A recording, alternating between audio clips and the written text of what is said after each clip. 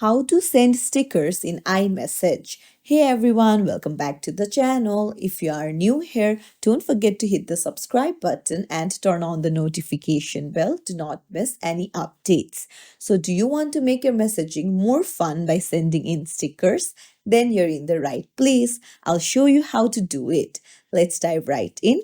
Open up the Messages app. Go to the conversation where you want to send the stickers, then go to the plus icon in the bottom left.